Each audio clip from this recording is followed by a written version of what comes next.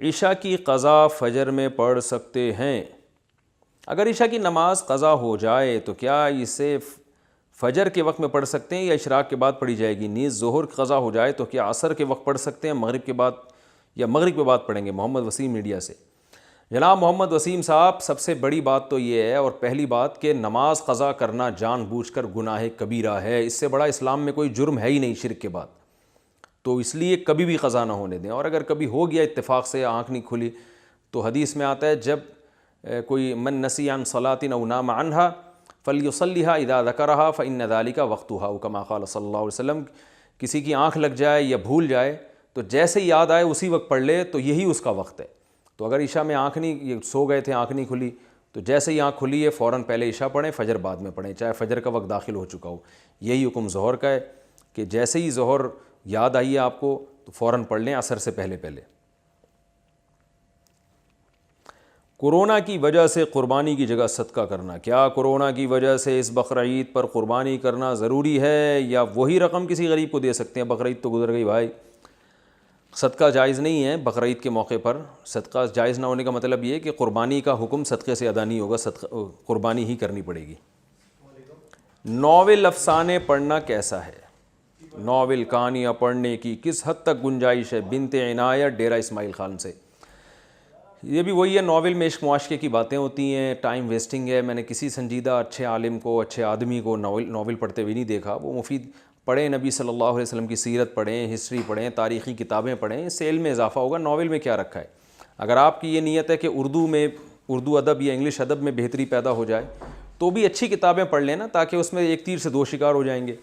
تو جائز ہے لیکن بہتر نہیں ہے، یہ ٹائم ویسٹنگ ہے، اور بلکہ اخلاق خراب ہونے کا بھی خطرہ ہوتا ہے اس میں۔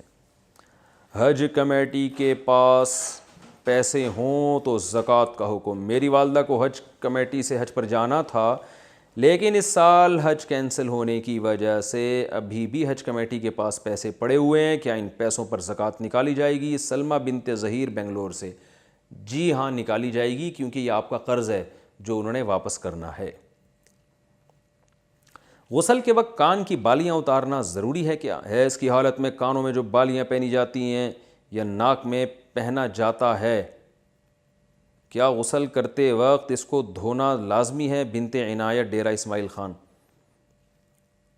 جی ہاں، دھونا لازمی ہے۔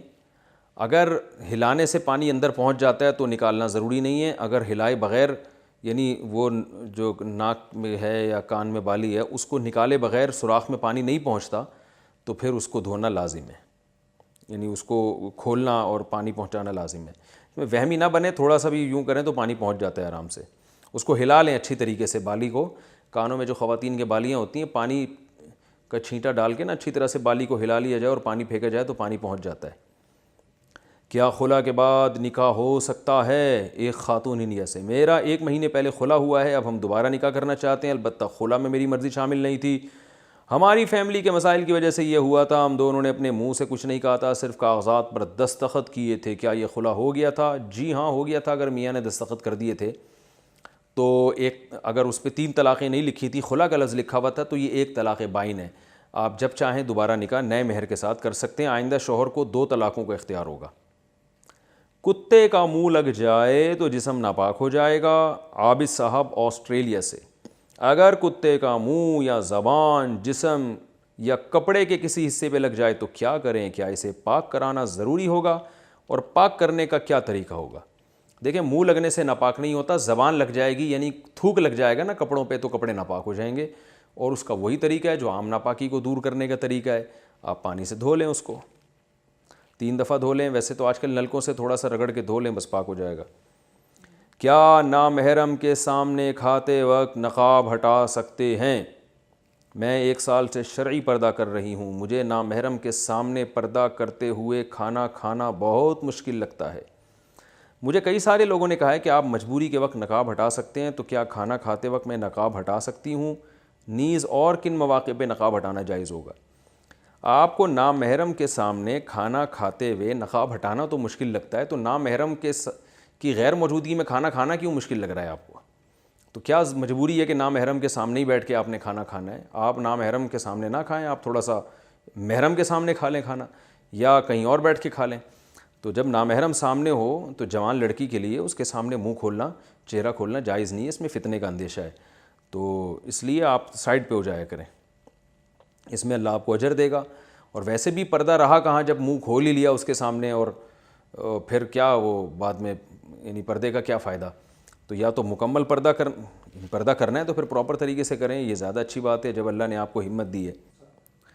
وراثت تقسیم ہونے سے پہلے باغ میں پھل لگانا۔ میرے دادا کا انتقال کچھ سال پہلے ہو گیا تھا، ان کی وراثت تقسیم نہیں ہوئی ہے، ہمارے گھر میں جوائنٹ فیملی کی طرح کیمپس گھر میں بنا ہوا ہے جس میں زمینیں اور باغ وغیرہ ہیں، اسے ہم سب بغیر کسی پابندی کے استعمال کرتے ہیں، اسی طرح ہم باغ میں پھل وغیرہ بھی لگاتے ہیں، اس کا کیا حکم ہوگا؟ عادل صاحب انڈیا سے، بہت غلط کر رہے ہیں آپ، دادا کی وراثت کو فوراً تقسیم کریں۔ تقسیم میں یہ نہیں کہ اس کے ٹکڑے کر دیں، بلکہ یہ جو ہے نا واضح کر دیں کہ اس وراثت میں کس کا کتنا حصہ ہے، اور سب کا کو پرسنٹیج پتہ چل جائے، اس حساب سے اس باغ کے جو پیداوار ہے اس کو تقسیم کیا کریں۔ تو یہ اس طرح مشترک طور پہ کھانا، اس میں بعض دفعہ حق تلفی ہو رہی ہوتی ہے، بہت سے لوگوں کی، بہت سوں کی طیب خاطر نہیں ہوتی، دل کی خوشی نہیں ہوتی، تو یہ غلط کر رہے ہیں آپ۔ فوراً اس کو یہ طے کریں کہ کس کا کتنا حصہ ہے، پھر جو اپنا حصہ لینا چاہے اس کو اس کی قیمت دے دیں یا باغ کو تقسیم کریں، وہ پھر اگلا مرحلہ ہے، پہلی فرصت میں آپ کو یہ طے کرنا پڑے گا۔ بال لمبے اور گھنے کرنے کا نسخہ۔ میرے بال بہت زیادہ گر رہے ہیں، میں ہر قسم کا تیل استعمال کر چکی ہوں لیکن کوئی فائدہ نہیں ہوتا، اور اب تو جلد بھی نظر آنے لگی ہے، برائے مہربانی مجھے کوئی ایسا نسخہ بتائیں بال لمبے گھنے اور پیارے ہو جائیں۔ میں کوئی قبلہ حکیم صاحب نہیں ہوں، نہ میں ڈاکٹر صاحب ہوں، نہ میں کوئی بالوں کا اسپیشلسٹ ہوں جو میں آپ کو بتاؤں کہ بال گرنا بند ہو۔ آپ ایلفی سے چپکا لیں، میرے پاس تو یہی بہترین نسخہ ہے، پورے سر میں آپ ایلفی بکھیر دیں، انشاءاللہ مزید بال آپ کے نہیں گریں گے، اور اگر گرنا شروع ہوں تو اس کا مطلب ہے ایلفی ختم ہو رہا ہے، وہاں سے اکھڑ رہی ہے، دوبارہ لگا دیں آپ ایلفی۔ اور تمام دوائیں بچوں کی پہنچ سے دور رکھیں، اور میں یہی کہہ سکتا ہوں جو میں نے ڈاکٹر سے سنا ہے، استعمال سے قبل بوتل کو اچھی طرح ہلا لیں، پھر بھی آرام نہ آئے تو قریبی معالج سے رجوع کریں۔ سبحانک اللہم و بحمدک، نشہد ان لا الہ الا انت، نستغفرک و نتوب